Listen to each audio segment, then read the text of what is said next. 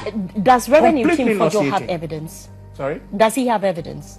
Usually with a very straightforward question like this one, do you have evidence? The answer should also be straightforward. At least, if for nothing at all, maybe a nod. But the dilly-dallying and the beating about the bush is now what causes some form of suspicion. Like, are you sure you know what you're talking about? Most Ghanaians are asking this question. Now, you've already heard of Reverend Ntim Fordjour and his allegations and blah, blah, blah. Essentially, this week, that has been, quote unquote, the top news. And so we'll delve into that and some other stories here on This Week in News. I am Etornam Kumashie. You know, with this particular interview, take a listen to this. Does Reverend Ntim Fordjour have evidence? Sorry? Does he have evidence?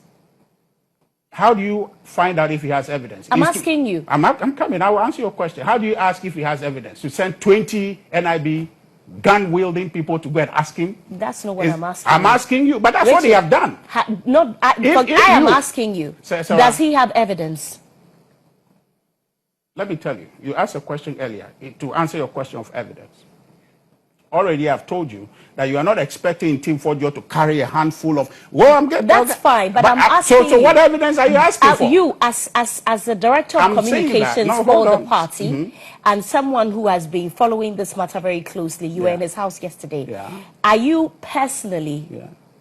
You know, do you have information whether he has the evidence? So let me ask you that question. You are not answering my question. No, I'll answer your question. I've answered your question. Does he have evidence? I've answered your question, but if you're asking an unfair question, it should be turned to you so you can answer it. The question you are asking me is an unfair question.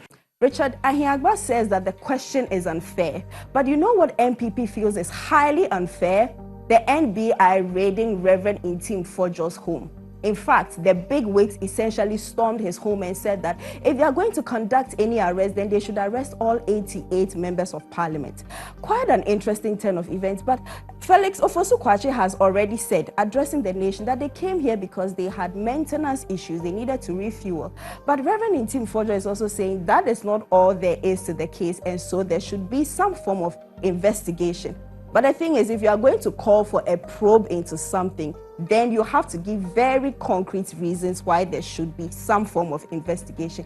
And up till now, it sort of looks as if the New Patriotic Party or the minority has not adequately been able to provide that. So there's still the back and forth. This is saying this, you were invited. This one said, I was not invited. What are you talking about? At the end of the day, it sort of looks like it's the government's responsibility to ensure that there is no more speculation and there is no more suspicion, especially because it is completely dedicated to fighting corruption.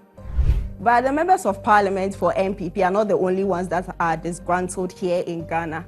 Okada riders are also not too happy. They are saying that if you're going to introduce a new law which would only allow for persons who are 25 and above to engage in commercialized motorcycling, then it's quite unfair. I mean, if 18 years is the age by which you would determine someone is an adult and they can vote at 18, why don't you allow them to also ride their motorcycles at 18 or maybe 21? But, you know, they are still engaging relevant stakeholders to see the best possible outcome for this particular case, although they have, in fact, expressed serious grievances. Now, 4 individuals have been invited over the unfortunate death of Nigerian boxer Gabriel Oluwasegun. So the sports ministry has set up a 7-member committee and they've been given a 21-day deadline to investigate the causes of the death and what happened.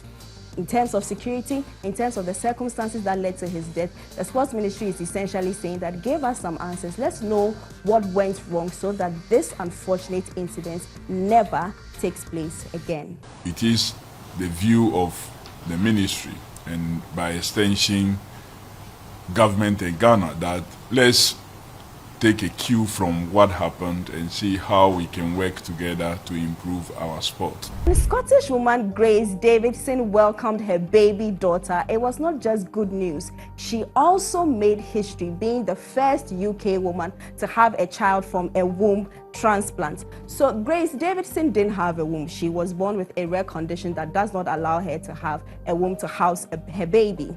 So her sister, who already had 2 kids with her husband, decided to do what siblings do best. Give her something, share, and she decided to give her womb to her sister. This journey began in 2023. In 2025, Grace and her husband have welcomed their baby girl, and they have named her Amy in honor of Grace's sister.